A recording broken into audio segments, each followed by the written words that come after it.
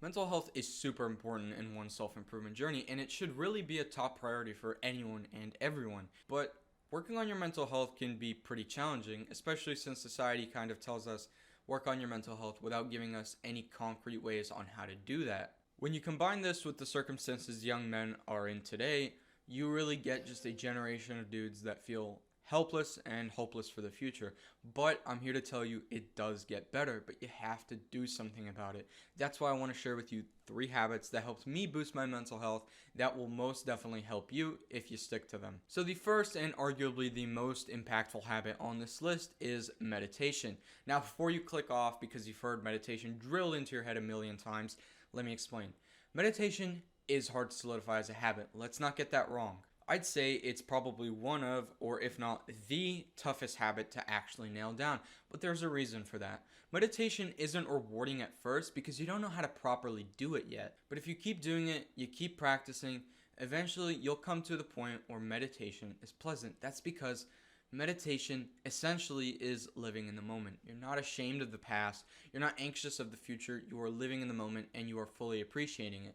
Basically, meditation is being mindful. You aren't worried about what's going to happen in the future. You aren't contemplating your past. You're simply sitting there and appreciating the moment. You are being in the present and you are aware of your emotions. And I can guarantee you, if you solidify this habit in your life and you make this a daily thing, your mental health will significantly improve. The second habit on this list that can help you with your mental health is simply a mental health checkpoint. And I'd say this is probably the simplest habit to implement out of all of the ones I'm going to list here.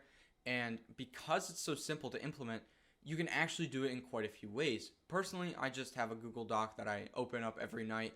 And what you write is up to you, but you should generally write how you feel that day, what happened, and why you felt that way. Now, this not only helps you just organize your thoughts, but it lays them out so that you're not overthinking in your head and you're just looking at it objectively. This really helps me when I'm having crap days because I can really just objectively take a look at what happened, how I feel, and then assess the situation there. It also is a good venting tool so I don't go to bed feeling like crap because something bad happened that day. I find it also helps me when I have good days because I can look back at what happened and just reminisce, and that puts a smile on my face, makes me feel good. If you haven't already noticed a pattern by now, being present in the moment and focusing on positive things is really the key to having better mental health. It's really easy to focus on negatives in your life and complain and nag, but it's tough to focus on the positive things to keep yourself positive. In any case, the mental health check is just a great way to keep tabs on your mental health, and it just takes less than 5 minutes a day, so there's no reason not to do it. Now we move on to our final habit, and that's journaling.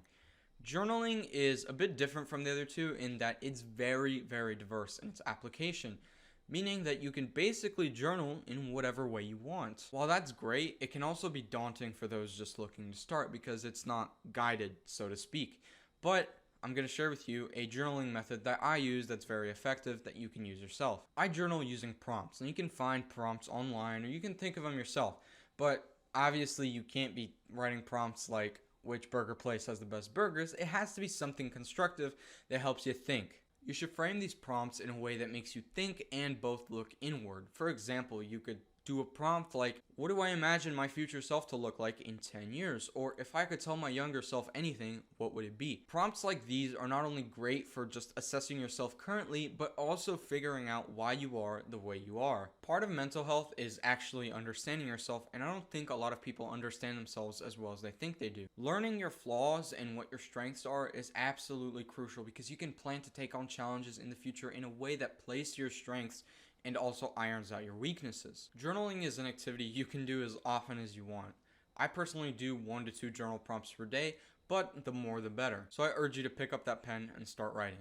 You won't regret it. I know life might feel really crappy right now. You might feel like there's just nothing you can do anymore, but that isn't true.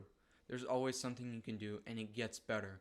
If you try to apply these things that I've told you in this video and really stick to them, I guarantee you will feel better, you will see an improvement in your mental health, and you will be able to do things that you never thought possible before. Thank you for watching. If you've watched this far, it's pretty clear that you're interested in self-improvement, and if you want to see more, you like what you hear, consider subscribing. Anyway, till next time.